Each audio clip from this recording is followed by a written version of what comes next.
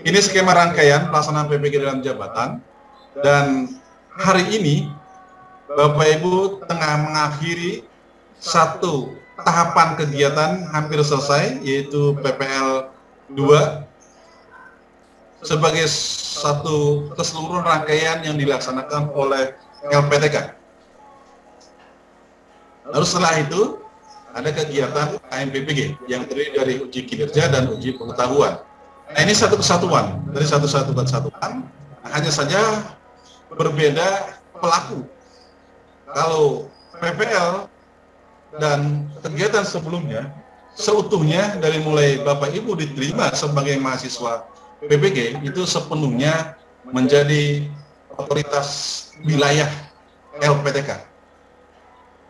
Jadi dari proses administrasi, proses pembelajaran dan penilaian ada di LPTK. Nah, satu tahap setelah selesai penilaian di LPTK, yaitu Bapak Ibu mengikuti UKM PPG, uji kompetensi mahasiswa PPG. Sebagai penyelenggaranya, ini adalah panitia nasional UKM PPG yang dibentuk berdasarkan keputusan Menteri Pendidikan dan Kebudayaan.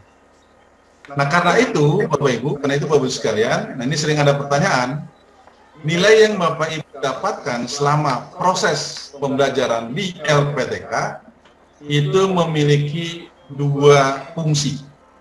Fungsi yang pertama, bahwa nilai-nilai itu adalah nilai menunjukkan bahwa Bapak Ibu telah menuntaskan proses pembelajaran dan memenuhi passing grade, standar kelulusannya. Itu fungsi yang pertama. Dengan demikian maka sebuah rangkaian, semua rangkaian program telah Bapak Ibu ikuti. Nah, yang kedua, fungsi yang kedua adalah fungsi syarat, bahwa nilai yang Bapak Ibu dapatkan dari proses pembelajaran di LPTK itu menjadi syarat utama dibolehkannya Bapak Ibu para mahasiswa mengikuti UKM PPG. Jadi nilai itu menjadi syarat untuk mengikuti UKM PPG. Apa konsekuensi dari itu? Bahwa nilai yang Bapak Ibu dapatkan, jumlah angka scoringnya tidak lagi bisa berkontribusi untuk diakumulasi dalam nilai UKM PPG. Karena fungsi dari nilai yang Bapak Ibu telah peroleh di LPTK itu telah selesai. Ketika Bapak Ibu dinyatakan berhak untuk mengikuti PPG. Jadi nilai dalam UKM PPG itu adalah nilai sendiri yang tidak terkontribusikan dan tidak diakumulasi dari nilai yang Bapak Ibu telah dapat di dalam proses pembelajaran di LPTK. Mudah-mudahan Bapak Ibu dengan optimismenya dimudahkan jalan dan dengan semangat yang tinggi itu memberikan hasil yang sesuai dengan apa yang diharapkan dalam mengikuti UKM PPG, seperti yang tadi banyak disampaikan oleh Pak Dr. Muktawim. Jadi UKM PPG tadi ini UKIN, ya. Nanti UKIN yang terdiri dari apa? Dari portofolio, kemudian pembelajaran. Nah, ini landasannya, rasionalitasnya, mengapa harus itu, dasar pijakan, saya kira saya lanjut saja.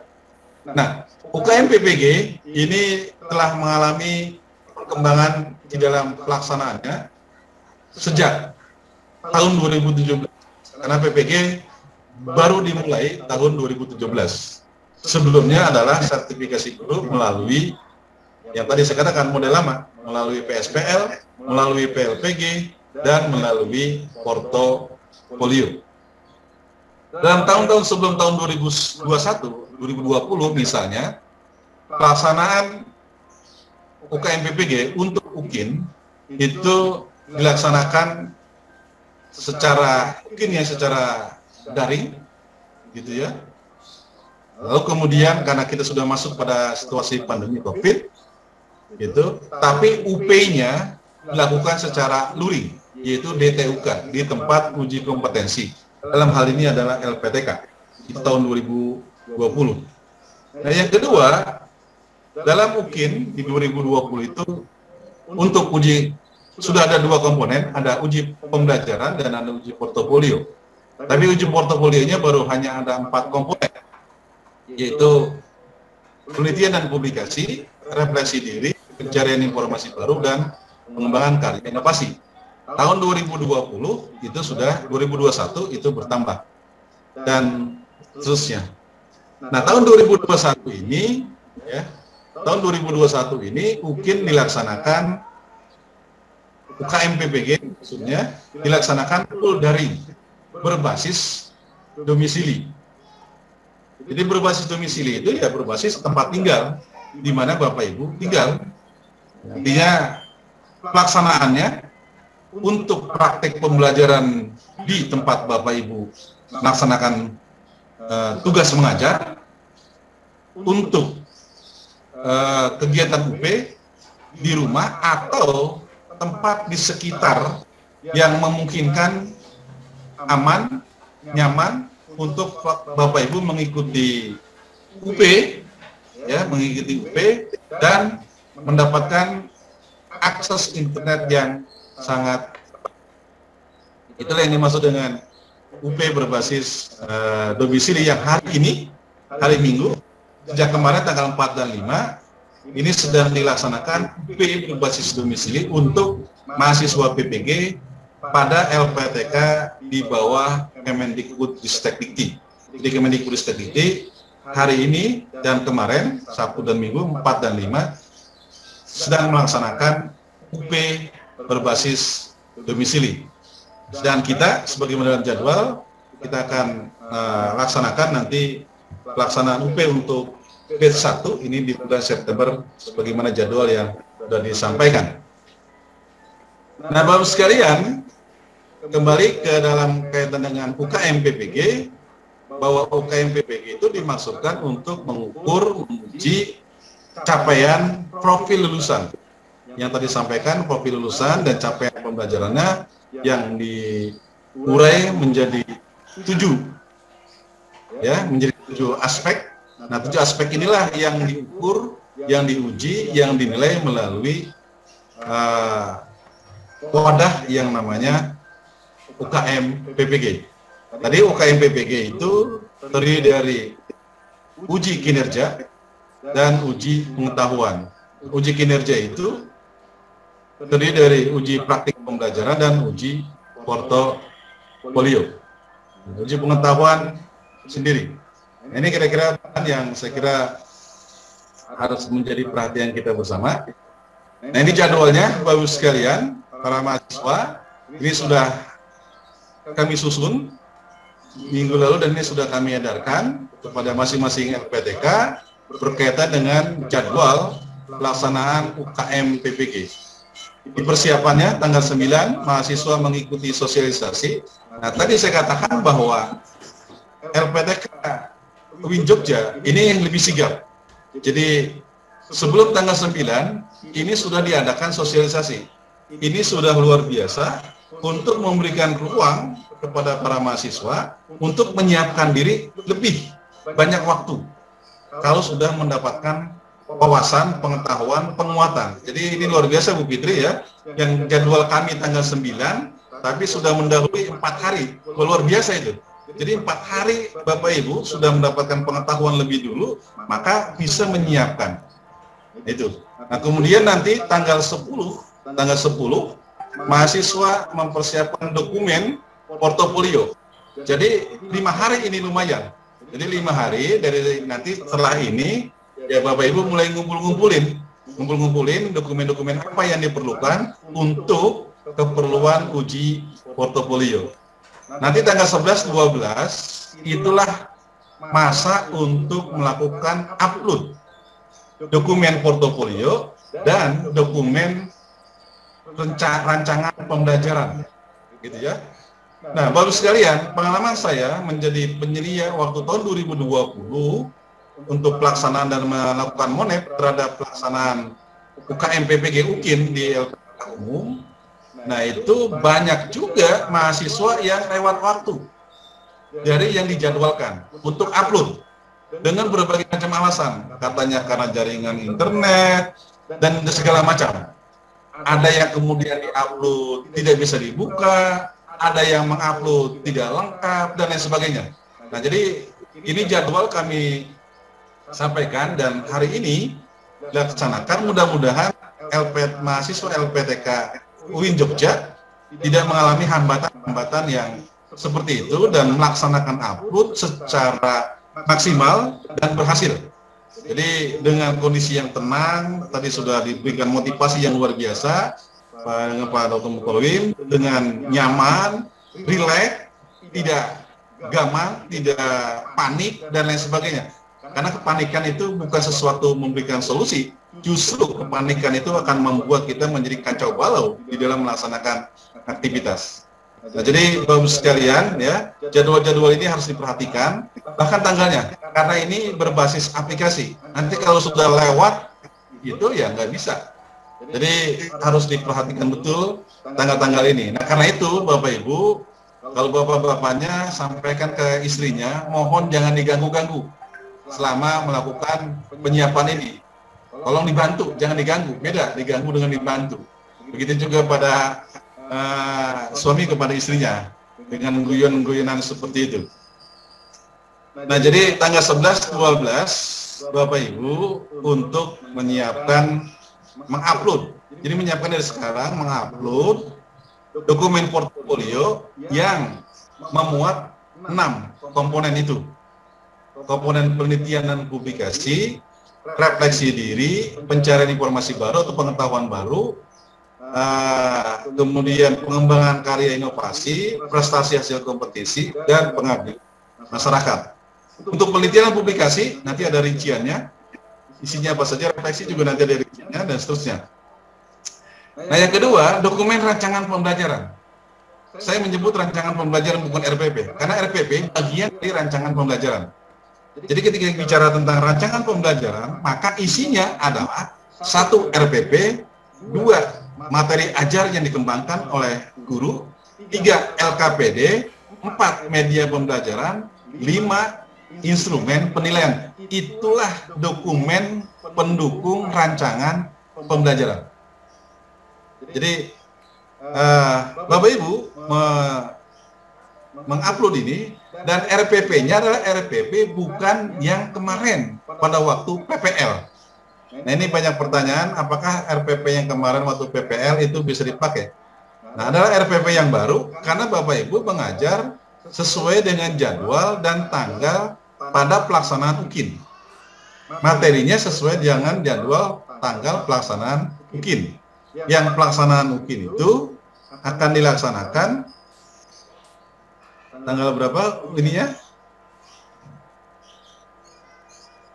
Nah, jadi UKIN-nya itu tanggal 13. Jadi nanti Bapak Ibu bikin RPP dengan kelengkapan dokumennya untuk mengajar tanggal 13. Bagaimana kalau ada guru yang jadwalnya tidak ada pada tanggal 13? Sampaikan kepada kepala sekolah, kepala madrasah, mohon izin untuk Bapak Ibu bisa diberikan waktu mengajar atau tukar dengan teman yang lain, kalau guru PAI misalnya, agar Bapak Ibu dapat mengajar pada tanggal 13 September ini. Nah, itu solusinya.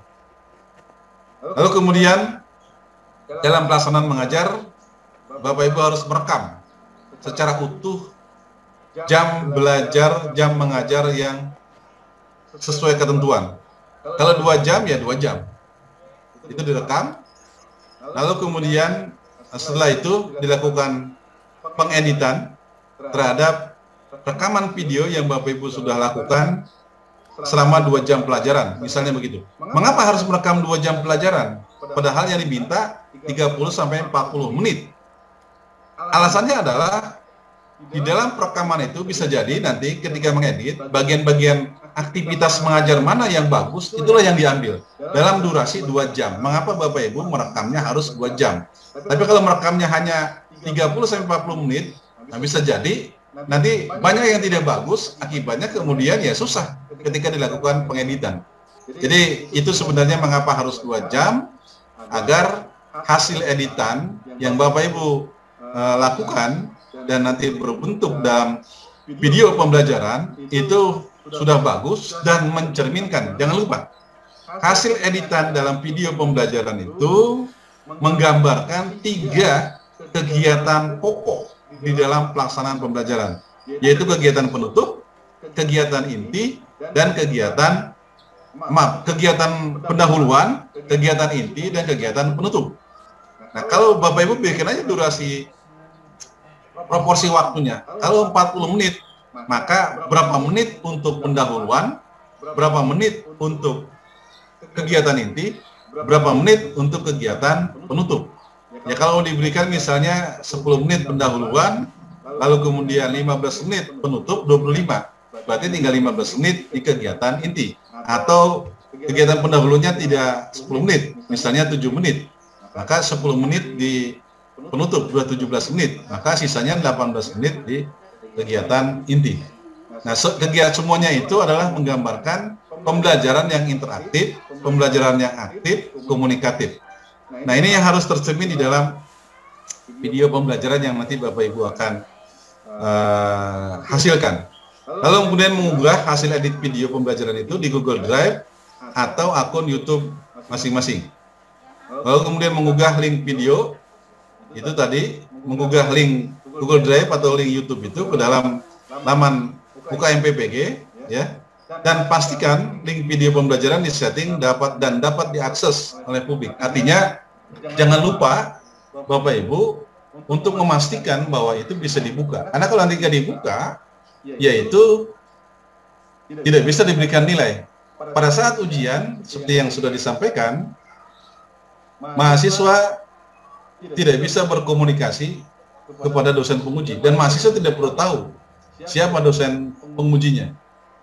Nah, karena itu kemudian teman-teman mahasiswa harus betul-betul cermat, harus betul-betul secara teliti, dan memastikan semua rangkaian aktivitas yang dilakukan itu sesuai dengan ketentuan, bisa diupload, bisa dibuka, bisa diakses, dan bisa dilakukan penilaian kepada siapa? Kepada penguji yang menilai portofolio dan praktek pembelajaran dalam video.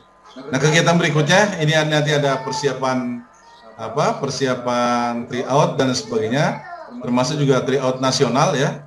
Nanti ada 2 kali tryout yang akan dilakukan oleh kami panitia nasional, dan ini mohon mahasiswa untuk mengikutinya. Nah, saudara sekalian, para mahasiswa, dalam kaitan dengan penilaian baik portofolio, penilaian UKIN portofolio maupun praktik pembelajaran, itu semua dilakukan ke dalam atau melalui sistem aplikasi yang dimiliki atau LMS yang dimiliki oleh panitia nasional, bukan lagi menggunakan LMS Space yang selama ini digunakan oleh Bapak Ibu dalam kegiatan pembelajaran PPG. Jadi sekali lagi LMS-nya adalah LMS UKM PPG yang ada di panitia nasional. Nah, yang berikutnya, Bapak sekalian, saya lebih fokus lagi kepada penilaian portofolio. Jadi Bapak Ibu sekalian, silakan dicermati, dibaca rubrik instrumen penilaian portofolio. Itu semuanya sudah tertera di sana dengan poin-poin skornya pada 6 komponen portofolio. Jadi tolong nanti dicermati, dibaca instrumen rubrik penilaian portofolio. Nah, tadi saya katakan bahwa dalam uji portofolio itu pada UKM PPG dia adalah bagian dari UKIN, dan UKIN merupakan bagian atau jenis dari UKM PPG. Inilah beda portofolio pada saat ini dengan portofolio pada masa lalu dalam kaitan dengan sertifikasi model lama. UKIN portofolio itu ada 6 komponen: 1 penelitian dan publikasi, 2 refleksi diri, 3 pencari informasi baru, karya inovasi, prestasi melalui kompetisi, dan pengabdian kepada masyarakat. UKIN portofolio itu memberikan sebuah gambaran bahwa mahasiswa, dalam hal ini para guru, dalam hal ini mahasiswa PPG, ya telah melakukan itu semua, ya, telah melakukan itu semua. Kenapa dikatakan telah melakukan itu semua? Karena dokumen portofolio yang bisa dinilai untuk keperluan mungkin portofolio adalah 3 tahun ke belakang sebelum Bapak Ibu berstatus sebagai mahasiswa PPG. Jadi dengan demikian maka isi dokumen portofolio adalah aktivitas yang telah Bapak Ibu lakukan sebelum menjadi mahasiswa PPG. Nah, dari 6 komponen portofolio, 4 komponen utama, 4 itu menjadi komponen utama, 1, 2, 3, 4. Apa 1, 2, 3, 4 itu? Penelitian dan publikasi, refleksi diri, mencari informasi baru, pengetahuan baru, dan karya inovasi. Ini 4 komponen utama. 4 komponen utama ini statusnya harus ada. Bila di antara 1, 2, 3, 4 ini tidak ada semuanya, maka 1 boleh. Tapi tidak boleh 0 nilainya, tidak boleh tidak ada. Jadi sekali lagi, idealnya keempat-empatnya ada. Bila dari 4 komponen utama ini tidak ada, karena memang tidak kita lakukan 3 tahun yang lalu, maka 1 dari yang 4 ini harus ada. Jadi harus ada. Kenapa? Karena 1 dari yang 4 ini harus ada, karena dia menjadi syarat. Syarat apa? Syarat untuk bisa diolahnya nilai hasil UKIN.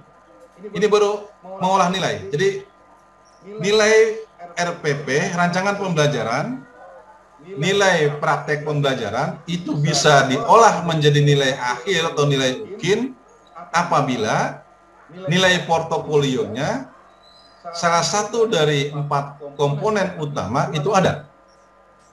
Kalau dari 4 komponen utama itu nilainya 0, maka nilai praktik, nilai rancangan pembelajaran dan praktik pembelajaran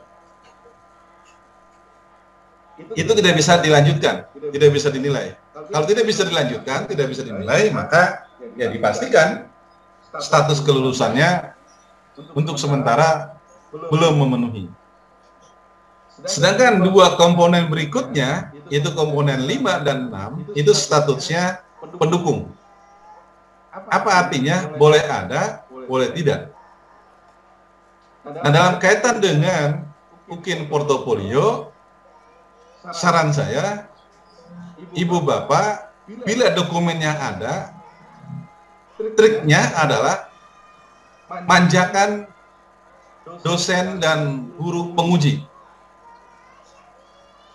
Bagaimana caranya? Ya, isi sebanyak mungkin dokumen portofolio yang Bapak Ibu miliki, sehingga penguji, baik dosen maupun guru, itu ketika melihat portofolio Ibu Bapak, langsung terlontar kata, wah, luar biasa, ini isi dokumen portofolionya. Itulah yang saya maksud, memanjakan penguji dengan cara memaksimalkan seluruh komponen yang ada dalam portofolio diisi secara maksimal. Seperti itu. Tapi tidak bisa dibuat bila hal yang memang tidak ada.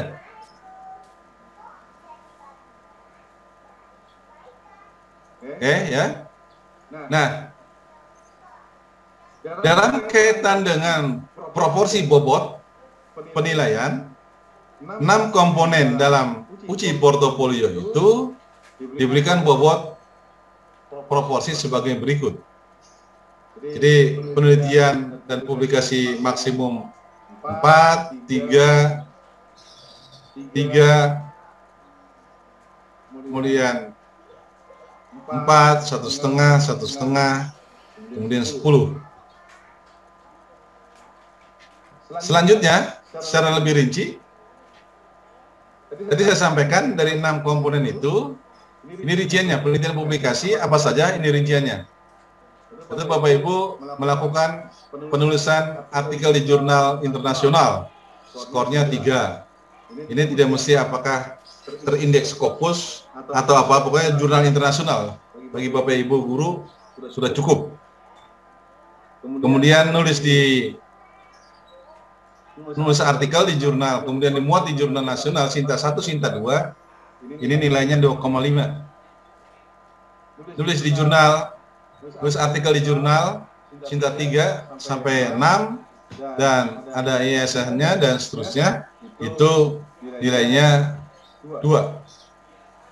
Nulis di jurnal nasional saja, tanpa ada keterangan di atasnya, itu nilainya 1,5.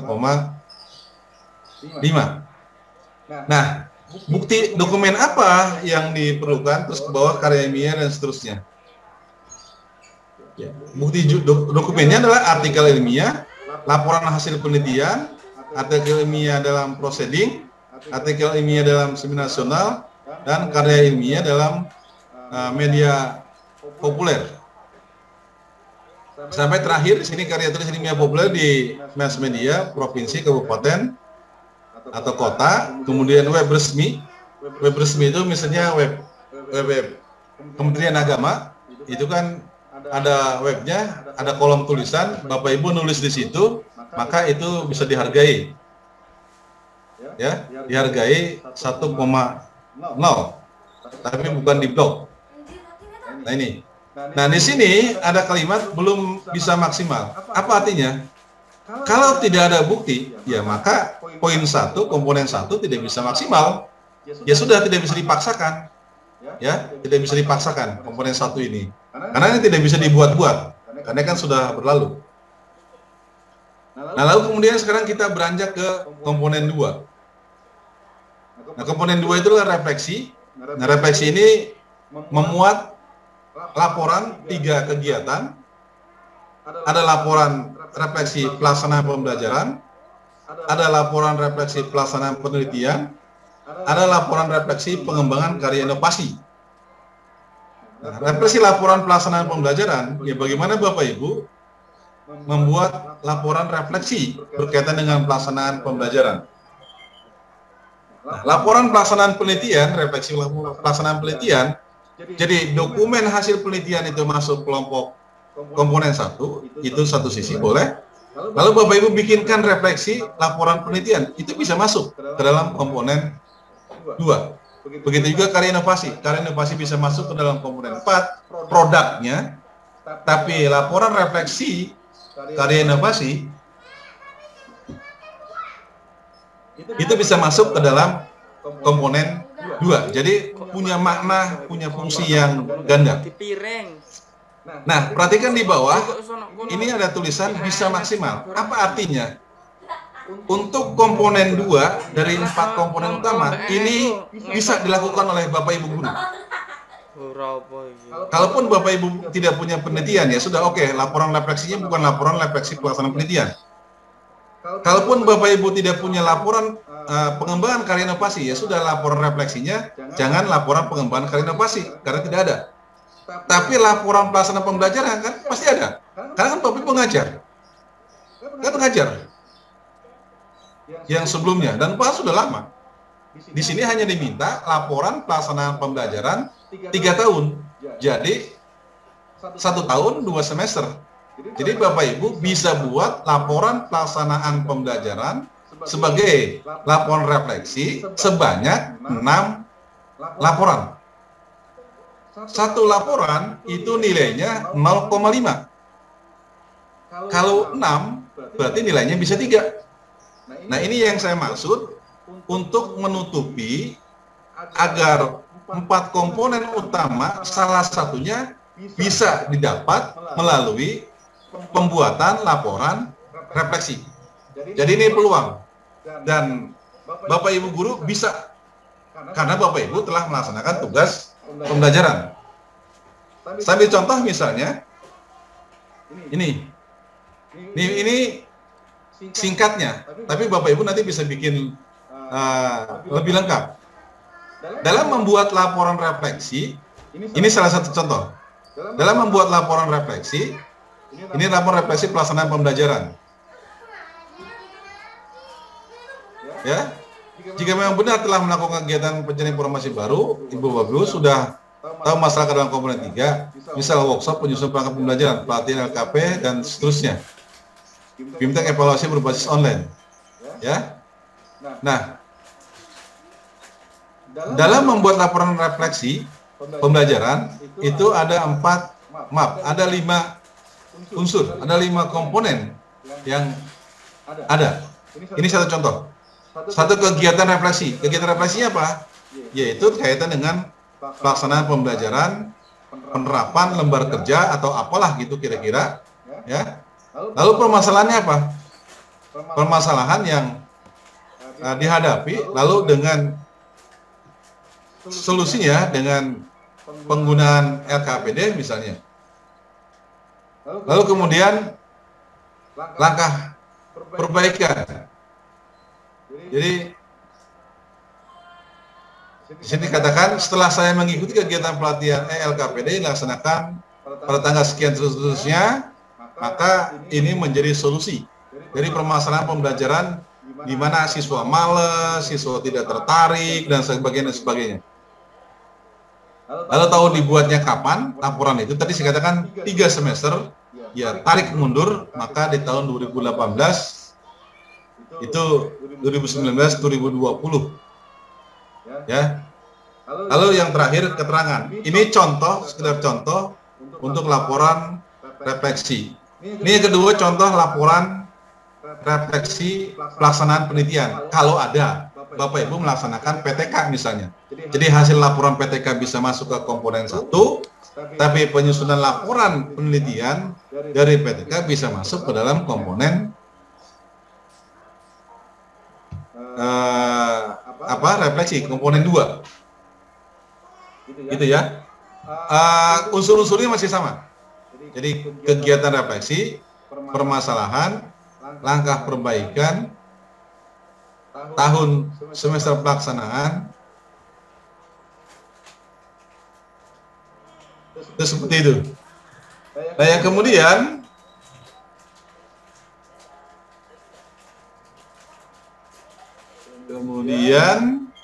kita lihat setelah refleksi ya. Nah ini yang ketiga, contoh yang ketiga, laporan refleksi pengembangan karya inovasi. Ini kalau kita punya karya inovasi, ya. Nah ini pencarian informasi baru. Yang bagian 3, pencarian informasi baru tadi saya katakan itu mengikuti seminar, mengikuti webinar, mengikuti lokal karya, mengikuti diklat, baik diklat fungsional maupun diklat teknis, mengikuti kegiatan paket kolektif guru gitu ya, MGMP dan seterusnya. Yang ini sudah dirinci berapa jam, nilainya sekian. Misal contoh diklat 960 menit, 60 jam maksudnya. Ini skornya 15. Ada kegiatan jamnya di bawah sampai dengan 960. Skor kreditnya adalah 9 dan seterusnya sampai kepada sini. Ya seminar, kalau webinar gimana sini belum ada. Webinar termasuk. Ikut webinar ada, tapi webinar yang Bapak Ibu ikuti sebelum Mei. Jadi kalau 3 tahun mau ditarik sebelum masa mahasiswa PPG, maka ngitungnya Mei 2021 sampai Mei 2020 itu 1 tahun. Mei 2020, Mei 2019 itu 1 tahun. Lalu Mei 2019 ke Mei 2018 itu setahun. Jadi aktivitas untuk mengisi portofolio Ibu Bapak itu mulai Mei 2018. Ya, jadi Mei 2018 itu dimulai pengisian portofolio. Ya, jadi untuk komponen 3 bentuknya piagam atau sertifikat atau surat resmi lain yang menggambarkan tentang kegiatan pencarian informasi baru atau pengetahuan baru. Jadi webinar masuk ke dalam sini, ya. Tinggal apakah itu nasional, internasional, provinsi, kabupaten, atau lokal. Gitu. Nah, yang berikutnya adalah karya inovasi. Nah, karya inovasi ini rinciannya, baik inovasi sederhana maupun inovasi berbasis teknologi. Dalam karya inovasi misalnya nulis buku teks, terus yang kedua buku teks yang diterbitkan, ya, maupun yang e-book gitu, nanti buku teks dicetak sendiri, semuanya modul atau LKPD, modul LKPD untuk satu semester, modul LKPD untuk satu topik. Ini semua yang beda-beda, nanti skor nilainya juga ada, buku hasil terjemahan, buku pedoman guru. Nah, Bapak Ibu saya kira dalam pelaksanaan kegiatan pembelajaran bisa membuat buku pedoman guru. Buku pedoman guru itu buku pedoman yang digunakan untuk pelaksanaan pembelajaran oleh guru. Berbagai macam hal di sana. Itu bisa masuk ke dalam karya inovasi. Paling tidak menurut saya, yang mungkin bisa dilakukan adalah Ibu Bapak membuat buku pedoman guru. Itu yang mungkin. Tapi kalau punya buku modul LKPD, saya kira itu juga sangat mungkin. Jadi ada beberapa yang bisa maksimal didapat dari nilai inovasi, yaitu buku pedoman guru, gitu ya, LKPD, atau media, atau alat peraga. Gitu. Nah, itu yang bisa dimaksimalkan. Nah, sedangkan dalam bentuk karya teknologi nanti itu ada penjelasannya di sini. Jadi poinnya adalah bahwa komponen karya inovasi memungkinkan guru bisa menyiapkannya, karena ini sangat terbuka untuk guru menyiapkannya. Yang keempat, ya. Yang kelima, prestasi, ya, ikut lomba dan seterusnya.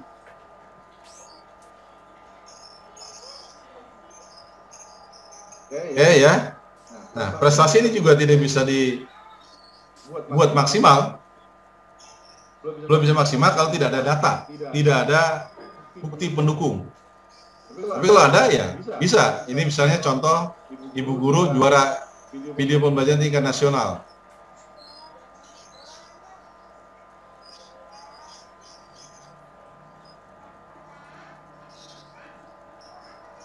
Oke ya. Nah, jadi ini karya kompetisi. Jadi kalau Bapak Ibu dapat prestasi, ini dimasukkan. Nah, yang berikutnya ini juga maksimal. Jadi kegiatan pengabdian masyarakat. Dalam kegiatan pengabdian masyarakat untuk saat ini yang dinilai adalah dalam status kepanitiaan, baik ketua maupun selain ketua. Pokoknya sekretaris ya selain ketua, bendahara selain ketua, ketua bidang selain ketua, ketua komisi selain ketua, ketua divisi selain ketua. Nah, ini kan banyak sekali guru, baik kegiatan pengabdian masyarakat itu di internal sekolah, madrasah, kegiatan Maulid Nabi, kegiatan Isra Mi'raj, kegiatan kompetisi sains, kegiatan pembinaan karir dan sebagainya. Ya, itu dilaksanakan di sekolah. Nah, bisa juga kegiatan pengabdian masyarakat ini dilakukan di luar sekolah, menjadi pengurus RT, RW, menjadi pembina remaja, majelis taklim, kemudian Karang Taruna dan lain sebagainya. Nah, itu kegiatan-kegiatan pengabdian masyarakat yang bisa dimaksimalkan untuk keperluan portofolio. Jadi untuk keperluan portofolio, maka kegiatan ini bisa dimaksimalkan. Nah, kesimpulannya adalah Bapak sekalian, terkait dengan komponen portofolio, ada 3 bagian yang mungkin belum bisa maksimal kita upayakan, apalagi nanti, wah ini kan informasi baru sekarang. Padahal ini diminta 3 tahun lalu. Kok sekarang baru diminta? Ya itu. Jadi kami belum siap. Tapi ya bagi yang guru sudah terbiasa, ya 66-nya sudah ada dan itu bisa dibuktikan ada. Nah, jadi berdasarkan uraian komponen-komponen itu ada 3 komponen yang agak sulit bisa maksimal, yaitu publikasi dan penelitian dan publikasi, lalu kemudian informasi baru, karena ada bisa jadi ada peserta yang belum pernah ikut penelitian, belum pernah ikut pelatihan di kelas dan lain sebagainya, dan belum pernah ikut acara MGMP. Tapi mudah-mudahan tidak. Yang ketiga adalah prestasi. Ini yang analisa saya. Nah, yang berikutnya ada 3 bagian dari komponen yang bisa maksimal untuk mengisi portofolio dan menilai dan mendapatkan nilainya, yaitu kegiatan refleksi. Nah, ini tadi saya katakan, kegiatan refleksi diri ini sangat mungkin untuk mendapat nilai dan ya ambil nilai tertinggi, ya dapat skor 3. Kemudian karya inovasi, karena tadi karya inovasi ada modul, ada buku panduan, ada alat peraga yang sederhana, sangat mungkin. Apalagi yang sudah sejalan sesuai dengan perkembangan teknologi. Nah, yang ketiga, pengabdian masyarakat. Ya, pengabdian masyarakat yang ini tentunya bisa dilakukan maksimal. Jadi kalau kita tinggal ya apalagi Bapak Ibu berada di desa misalnya, banyak kegiatan-kegiatan kelurahan, di desa, di majelis taklim, di masjid, untuk kepanitiaan-panitiaan, dan itu saya kira sangat mungkin untuk bisa dimaksimalkan. Itu yang saya maksud dimaksimalkan. Nah, Bapak sekalian, dalam penilaian UKIM portofolio itu ada 3 kegiatan, yaitu Bapak Ibu menuliskan deskripsi, mengisi form isian kegiatan, dan mengunggahnya ke dalam laman LMS UKM PPG. Nah, nanti Bapak Ibu sekalian, para mahasiswa nanti akan dapat akun, username dan password, nanti masuk sebagai peserta, ya, jangan penguji, sebagai peserta. Nanti tulis di sini username-nya, di sini password-nya, lalu masuk. Nah, ini gambaran singkat akun UKM PPG.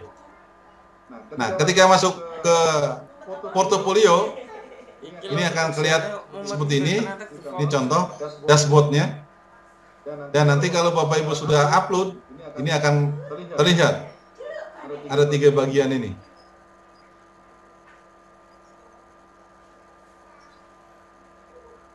Oke ya, ini di dashboardnya sekedar pengetahuan saja. Oke, ini ya, dalam penilaian portofolio ini isi posisinya ini. Nah, berikutnya nanti akan muncul nama Ibu sebagai peserta, ini sebagai nomor peserta. Nah, di sini ada komponennya, komponen penelitian publikasi. Nanti diklik sini keluar komponen refleksi diri,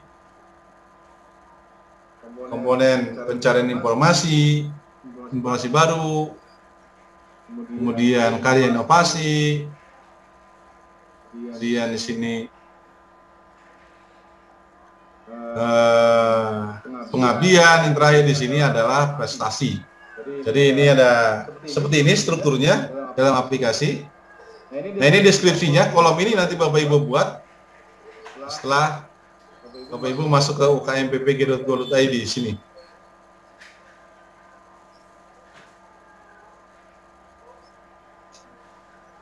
Oke ya. Nah, ini contoh Bapak sekalian Untuk penelitian dan publikasi, ini deskripsinya, dan nanti ini kolom-kolom isiannya, ya. Nah, ini juga contoh deskripsi. Ini contoh deskripsi. Nanti Bapak Ibu mendeskripsikan di dalam aplikasi, menulis ini, menulis dalam kolom deskripsi. Ini contoh, ini sudah contoh. Saya sebagai seorang guru, saya dituntut untuk mengembangkan meningkatkan kompetensi profesional guna memenuhi tuntutan dan perkembangan profesi. Saya dalam 2 tahun terakhir, saya terus bla bla bla bla. Pada periode tersebut saya telah menghasilkan 6 buah karya publikasi yang terdiri dari Sinta 1, Sinta 2 dan seterusnya. Jadi dalam deskripsi diri itu ada deskripsi yang memuat informasi umum. Ini saya tulis di sini.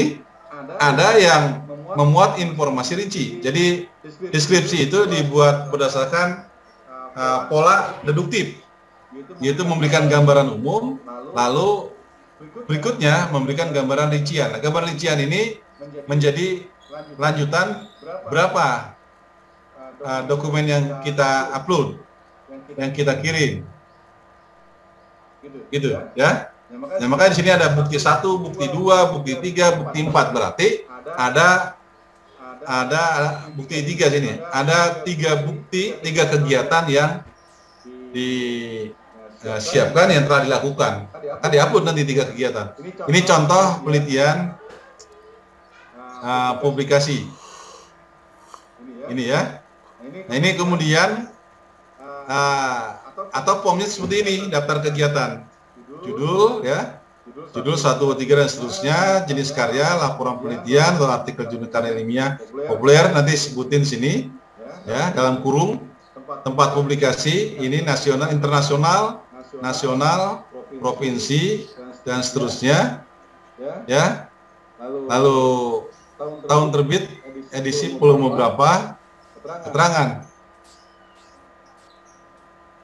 terhadap jurnal itu ya, keterangan terhadap jurnal yang memuat tulisan Bapak Ibu sekalian. Ini contohnya misalnya ya, judul dan penulis, jenis karya, ini tahun publikasi, ini ya tahun terbit ya, kewenangan, oke, terus berkas, skor, nilai. Nah, ini kayak gini yang ada di dalam laman LMS portofolio ya. Kemudian kita lihat, nah, ini refleksi diri sama, nanti tinggal diisi deskripsinya ya di sini. Nah, ini sama juga. Ini contoh refleksi diri ya. Ini refleksi diri, contoh kalimatnya. Nah, ini Bapak bikin ini refleksi diri ya. Nah, ini juga kegiatan refleksi diri, formatnya ini kegiatan refleksi diri, permasalahan, perbaikan, tahun, semester, sudah sama ya. Lalu kemudian upload dokumen, laporan refleksi diri, yang tadi juga upload dokumen.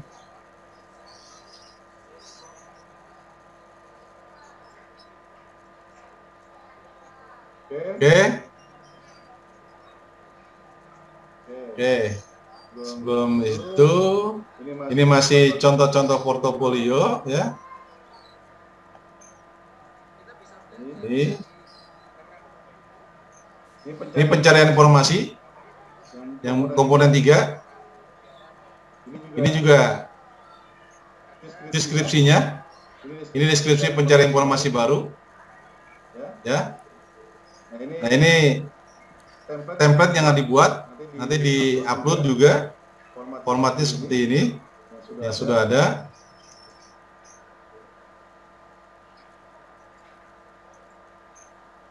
Oke. Nah, nanti uploadnya di sini. Ini pencarian informasi baru. Nah, yang berikutnya karya inovasi ya, karya inovasi. Ini deskripsinya untuk karya inovasi. Nah, ini contohnya, selama melaksanakan sebagai guru, berbagai kegiatan yang menghasilkan karya inovasi dalam pembelajaran telah saya lakukan sebagai bentuk sebagai bentuk usaha dan langkah saya untuk menjadi guru inovatif, adaptif yang meliputi perkembangan kemajuan ilmu pengetahuan teknologi serta perubahan dan perkembangan masyarakat di gambaran umum. Karya-karya tersebut diantaranya memuat bahan presentasi PowerPoint beranimasi terkait dengan materi ajar lembaga-lembaga negara,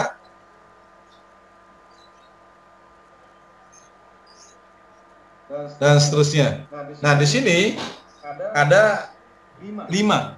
Ini contoh ada 5, berarti ada 5 karya inovasi yang di upload, yang dibuat, yang dimiliki oleh mahasiswa ini. Contoh. Maka nanti sini disebutin sampai 5-nya.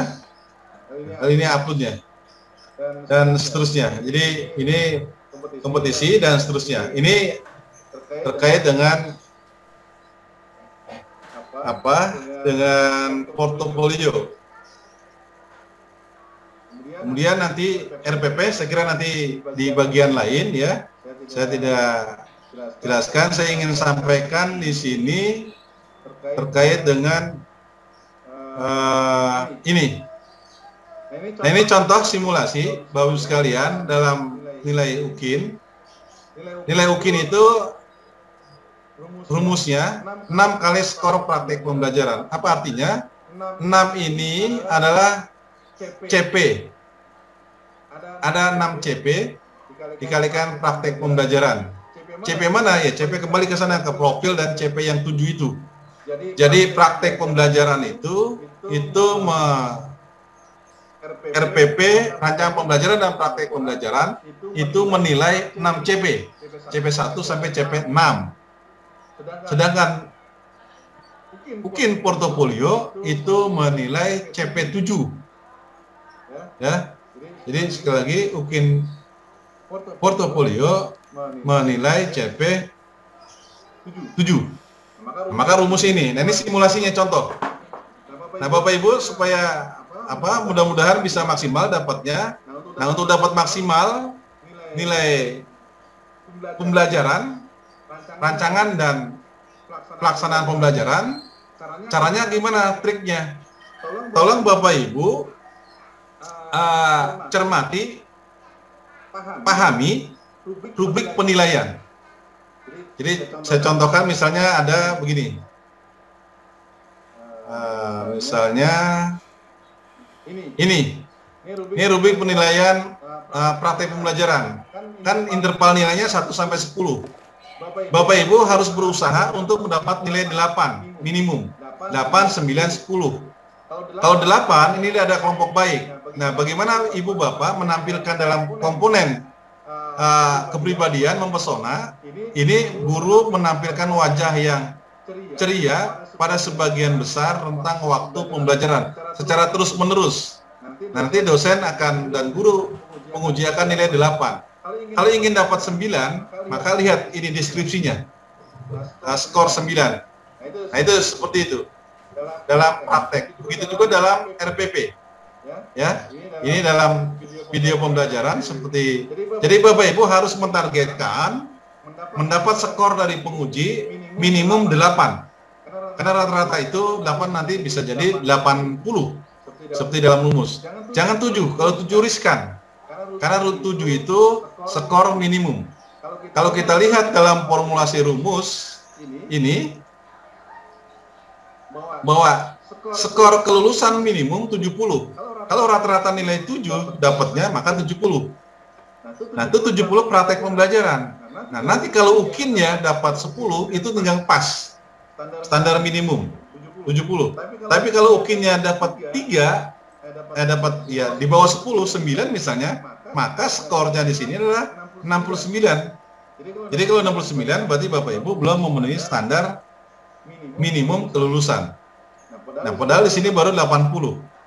Nah, karena itu Ibu Bapak berupaya untuk bisa mendapatkan skor 80 minimum atau di atas 80. Gitu. Bagaimana caranya tadi saya katakan, cermati, telaah, pahami rubrik di penyusunan RPP dan rubrik di penilaian pelaksanaan pembelajaran atau penilaian praktik pembelajaran. Bapak Ibu harus mendapatkan skor minimum 8, 9, 10. Jadi 8 atau 9, 10. Baiknya kalau dapat nilai 9, sebagian besar itu bagus. Bisa jadi nanti dapat 85. Kalau 85, nilai UKIN praktik pembelajaran, ini dapat 20, maka nilai UKIN 75. Ini aman. Lulus. Ya. Jadi sekali saya katakan tadi, 4 komponen portofolio yang utama itu menjadi syarat nilai ini diproses. Jadi harus ada. Tapi kalau kecil nilai UKIN itu bisa jadi nanti setelah diproses nilainya tidak terpenuhi. Maka tadi saya katakan manjakan penguji UKIN, dosen dan guru dengan menyajikan data portofolio yang lengkap dan maksimal. Nah, ini contoh-contoh ya yang saya kira bisa dicermati, dipelajari dan disimulasikan. Sekarang masih ada waktu oleh Bapak Ibu sekalian terkait dengan UKIN portofolio dan praktik pembelajaran yang saya kira nanti akan disampaikan. Sekira itu ya Bu Fitri, atau masih ada waktu, monggo.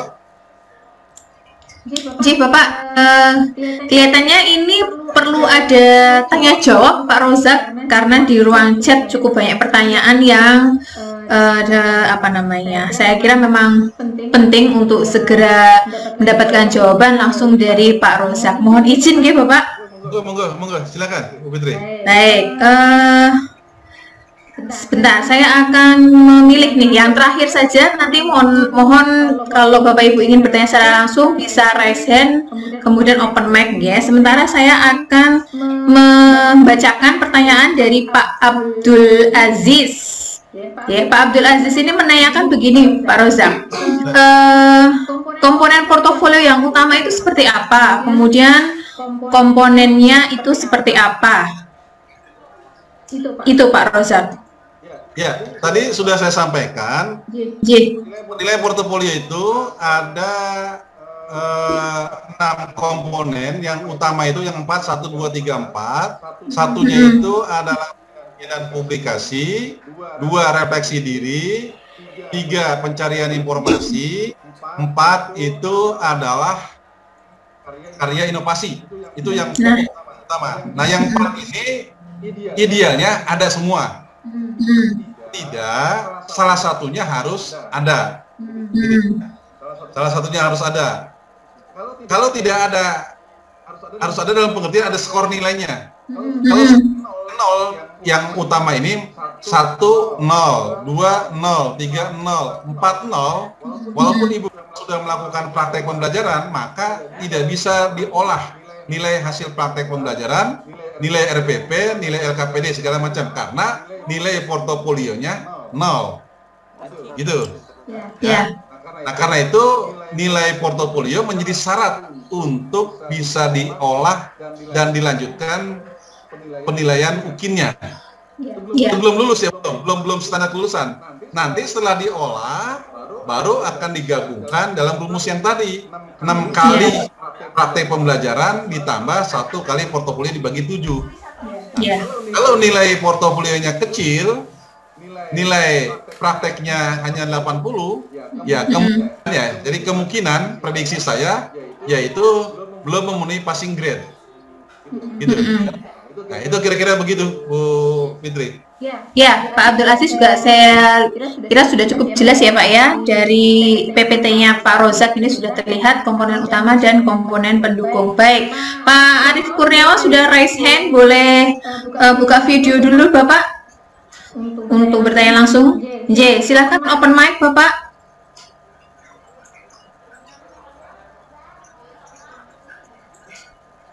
Oke. Saya bantu nah.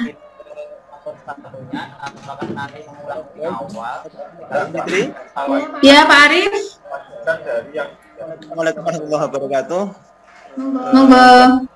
Narasumber yang hormati dan kawan-kawan seperti harap cemas dan dikduk ini Bu. Tapi nggak masalah, insyaallah kita optimis.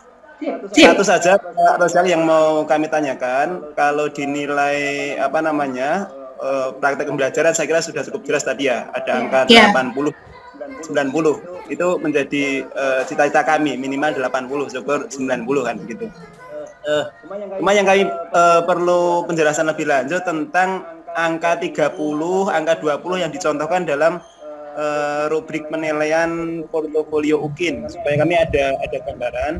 Kalau saya melihat di dalam rubrik itu kan ada beberapa 7 komponen, kalau nggak salah di sini ada angka maksimalnya 4, 3, 4, 1,5 dan 1,5. Nah, ketika muncul angka 30 dan 20 itu Pak, bisa mengira-ira, oh saya punya skor misalnya sekian, kalau dikalikan akumulasi kira-kira jadi berapa ya skor portofolio kita itu, supaya kita ada gambaran membayangkan kalau bahasa Pak Mukawan tadi itu nilai kita itu nilai akhirnya 85 atau 90 kan begitu, supaya apa yang kita bayangkan menjadi kenyataan begitu. Terima kasih Pak Rozak dan Bu Fitri. Oke, terima kasih Pak Arif. Langsung saja ya Pak Rozak, monggo. Boleh. Baik, misalnya di kegiatan karya inovasi saya contohkan nih. Ya, jadi teman-teman itu kalau ada dokumennya sajikan saja. Semakin banyak pasti nilainya akan semakin bertambah lah. Gitu. Jadi semakin banyak nilainya semakin bertambah gitu. Jadi masukkan saja semua dokumen yang terkait dan relevan untuk masing-masing komponen untuk Bapak Ibu mendapatkan nilai maksimal. Bahwa kemudian nanti sistem olah di aplikasi lalu kemudian ada pembatasan, itu hal lain. Yang penting prinsipnya Bapak Ibu memasukkan, jangan mengira-kira oh saya ambil ini saja dah karena sudah cukup, jangan. Tapi bisa jadi nanti nilai, karena nilainya di dosen ini bisa jadi Bapak Ibu nilai 3, ini nanti di penguji nilainya bisa jadi 1 dan lain sebagainya. Gitu. Ya. Misalnya menurut Bapak Ibu, oh ini kegiatan nasional. Ini kegiatan padahal ini kegiatan kabupaten. Ibu Bapak nilainya tinggi karena nasional, tapi dinilai oleh penguji nilainya kabupaten. Nah, itu kira-kira begitu. Nah, yang kedua, Ibu Bapak jangan sampai di dalam memasukkan di kolom ini misalnya kegiatan ya, seminar nih. Ini kan tempat. Ibu Bapak punya sertifikat nasional. Tapi dituliskan di sini ini tempatnya, tingkatnya dituliskan di sini misalnya provinsi. Ya sudah, nanti nilai yang Ibu dapatkan ya provinsi. Padahal sertifikatnya nasional dan penguji tidak bisa mengubah. Karena rumusnya kalau provinsi ya sekian gitu. Tapi kalau Ibu Bapak kegiatan tingkatnya provinsi tapi dimasukkan nasional, maka dosen bisa mengoreksi. Ini dua hal yang harus diperhatikan. Jadi mahasiswa jangan sampai keliru dan salah dalam meletakkan terhadap dokumen yang dimiliki, karena dosen tidak bisa, penguji tidak bisa memindahkan, tapi penguji bisa mengoreksi dalam hal penilaian bila itu salah tempat. Salah tempat itu pengertian yang memang kalau mahasiswa meletakkan itu nasional padahal kegiatannya provinsi, maka dosen bisa menurunkan nilainya itu menjadi provinsi, gitu ya. Jadi sekali lagi saya berharap para mahasiswa ini kalau punya dokumen banyak terkait dengan portofolio, ya masukkan saja seluruhnya. Jangan ya sudahlah saya cukup segini saja, jangan begitu. Karena ada poin-poin penilaian yang sifatnya bermuatan berdasarkan penilaian subjektif.